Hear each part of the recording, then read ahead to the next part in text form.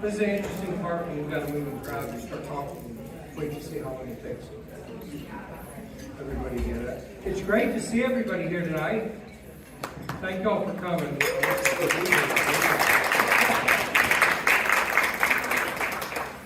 So, the LPCA's convention has always been a special time for me. It's like a week of renewal for me. One of the things I love is getting to see who I call my convention buddies. Several of y'all I get to see once a year. I'm always getting to meet new people, and I love getting to see all the different people and all the different jobs, the different ways that LPCs work in this state.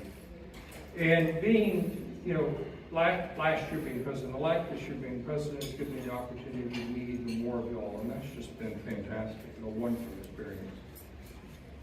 So, as president, what I wanted to do is a very quick update on kind of the state of LPCA. And I am happy to say the state of LPCA is very strong. With almost 11,000 LPCs in the state of Georgia, our membership is over 8,000 members.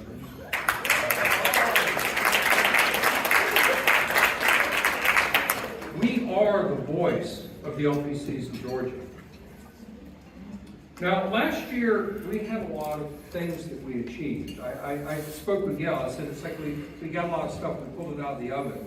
And this year, we have a bunch of things that are baking.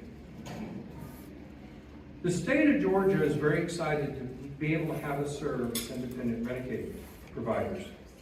So, LPCA has been given access to a key individual who will assist our members in quickly signing up to take Medicaid, if that's what you want to do. To access that, you can email admin@lpcaga.org. Right? And we can get you in touch with that individual. So if you want to take Medicaid, as an individual practitioner, you can do that. Medicare is coming. The law has been created at the federal level. Of course, regulations have got to be promulgated, written, and the speed of government is the speed of a glacier. So we're looking at another 1 to 2 years before the rules can be created, but we will be able to bill Medicare. Now the biggest news, or I find the most exciting news, has to do with the compact. Now, those of y'all who were here in Savannah 2 years ago might remember the phone campaign. We wanted the governor to call that number and say, hey, we're going to do the compact, and we even had feedback to one of our members. Hey, are y'all in the convention or something? Yes, we are. So, one of the things that's going on with the compact is coming up with a name for what to call ourselves for this interstate license. Well, if y'all remember the compact, the first 10 states to sign up get to have a seat at the table. Who is number one? We are. So, we are setting up a committee to come up with some names, and we're going to do a survey of the membership.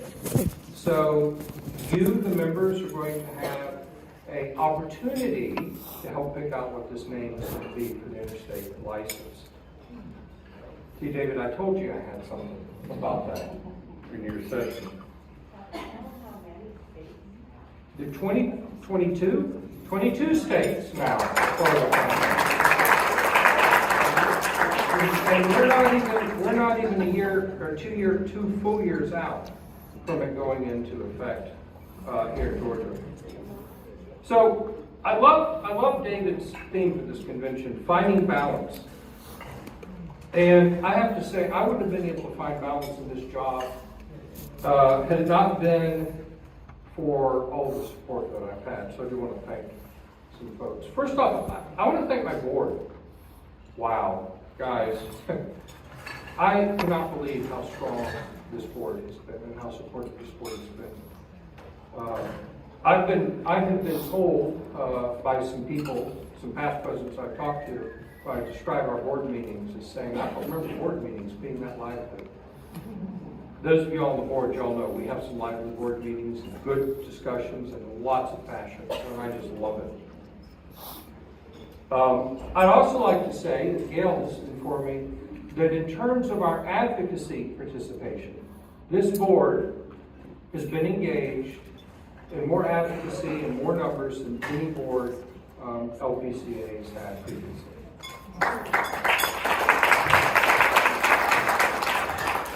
And that makes a difference, because those of you that were there understand or remember, oh wait, that politician says, wait a minute, I remember you.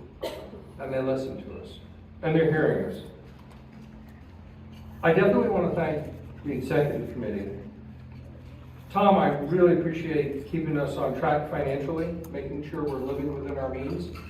We have to be fiscally responsible because that's your membership dues that we're spending. David, thank you for your support and energy. I'm excited to be finding some balance this week, and get ready because the gavel's coming for you. Angela, I really appreciate your mentorship, your leadership, your friendship. It seems like only yesterday when we were a couple of middle managers in CSBs. It has been a great 2 years serving with you. Of course, I have to thank our executive director, Gail.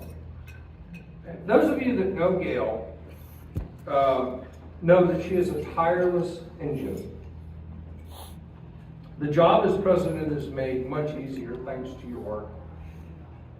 And I appreciate your support, your dedication, and I could not have done this without you.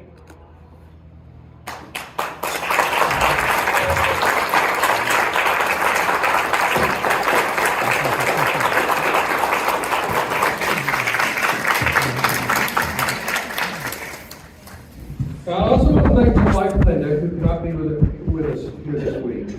Those of you in previous years may remember her as this little woman who jumped in and almost seemed like she was part of the staff, the sort of person she is.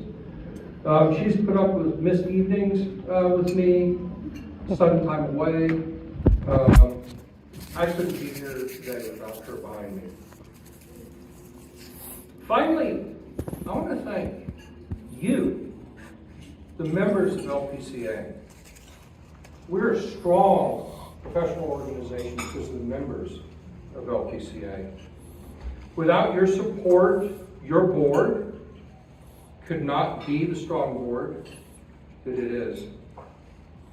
Without your answering the calls to action, we'd have far less impact on the political processes. It's you that makes this organization powerful.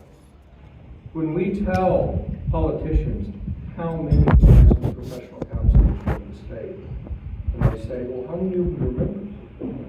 Almost all of them. They hear that. And we've come a long, long way. I see a couple of our past presidents here. You all know what I'm talking about with the distance that we've come. And that's been the strength of our membership. So I applaud all of you.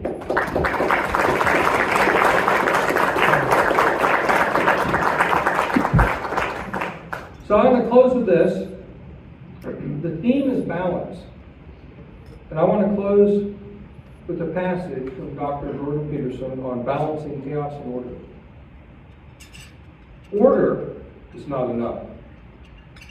You can't just be stable and secure and unchanging, because there are still vital and important new things to be learned. Nonetheless, chaos can be too much. You can't long tolerate being swamped and overwhelmed beyond your capacity to cope while you're learning what you still need to know. Thus, you need to place one foot in what you have mastered and understood, and the other in what you are currently exploring and mastering. Then you have positioned yourself with a terror of existence that's under control, and you are secure, but where you are also alert and engaged.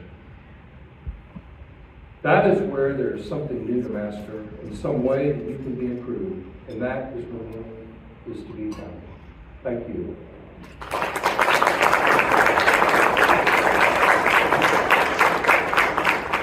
And now the fun part of our program, we're going to do awards. I call Angela to come up and do awards for us.